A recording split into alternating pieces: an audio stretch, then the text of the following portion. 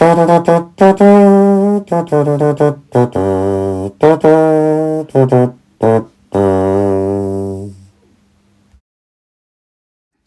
upon a time, there were 4 little rabbits, and their names were Flopsy, Mopsy, Cottontail, and Peter.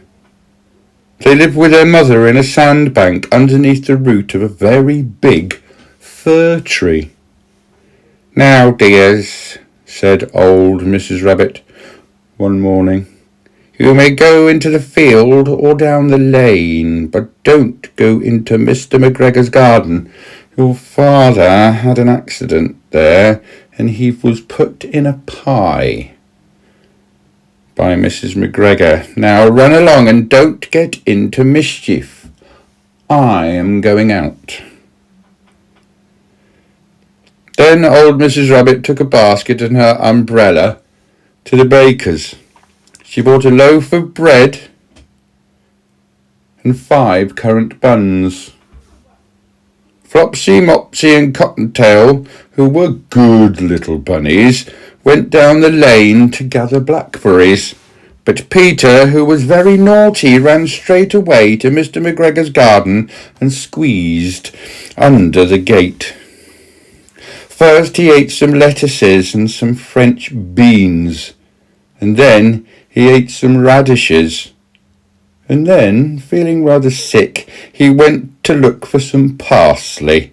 But round the end of the cucumber frame, who should he meet but Mr. McGregor?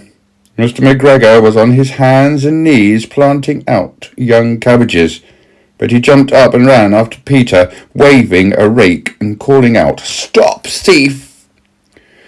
Peter was most dreadfully frightened. He rushed all over the garden, for he had forgotten the way back to the gate. He lost one of his shoes among the cabbages, and the other shoe among the potatoes. After losing them, he ran on all 4 legs and went faster, so that I think he might have got away altogether if he had not, unfortunately, ran into a gooseberry net and got caught by the large buttons on his jacket. It was blue with brass buttons and quite new. Peter gave himself up for lost and shed big tears, but his sobs were overheard by some friendly sparrows who flew to him in great excitement and implored him to exert himself. Mr. McGregor came up with a sieve, which he intended to pop upon the top of Peter, but Peter wriggled out just in time, leaving his jacket behind him, and rushed into the tall shed and jumped into a can. It would have been a beautiful thing to hide in if it had not had so much water in it. Mr. McGregor was quite sure that Peter was somewhere in the tall shed, perhaps hidden underneath a flower pot. He began to turn them over carefully, looking under each. Presently, Peter sneezed. "Achoo!" Mr. McGregor was after him in no time, and tried to put his foot upon Peter, who jumped out of a window, upsetting 3 plants. The window was too small for Mr. McGregor, and he was tired of running after Peter. He went back to his work. Peter sat down to rest. He was out of breath and trembling with fright, and he had not the least idea which way to go.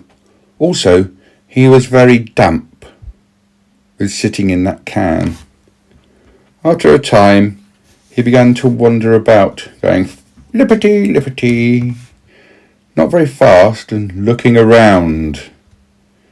He found a door in a wall, but it was locked, and there was no room for a fat little rabbit to squeeze underneath.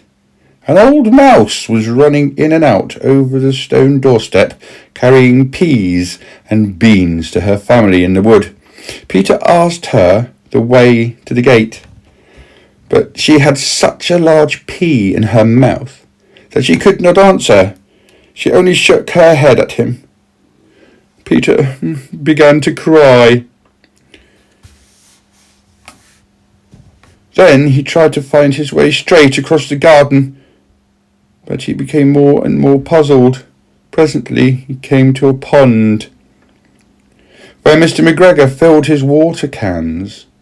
A white cat was staring at some goldfish. She sat very, very still, but now and then the tip of her tail twitched as if it were alive. Peter thought it best to go away without speaking to her.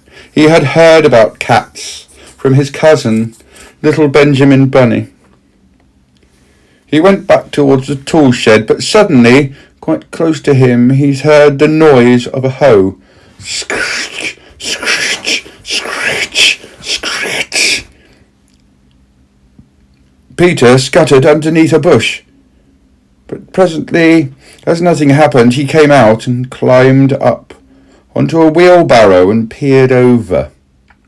The first thing he saw was Mr. McGregor hoeing onions. His back was turned towards Peter, and beyond him was the gate.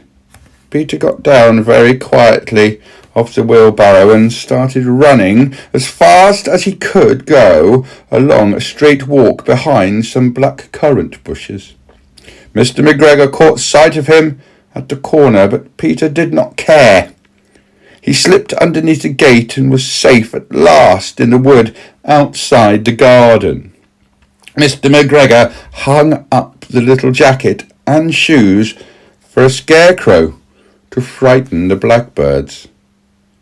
Peter never stopped running or looked behind him till he got home to the big fir tree. He was so tired that he flopped down upon the nice soft sand on the floor of the rabbit hole and shut his eyes. His mother was busy cooking. She wondered what had he done with his clothes. It was the second little jacket and pair of shoes that Peter had lost in a fortnight. I am sorry to say that Peter was not very well during the evening. His mother put him to bed and made some chamomile tea, and she gave a dose of it to him. 1 tablespoonful to be taken at bedtime, and that is all.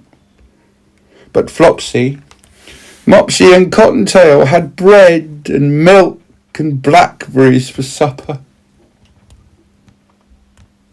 That's the end.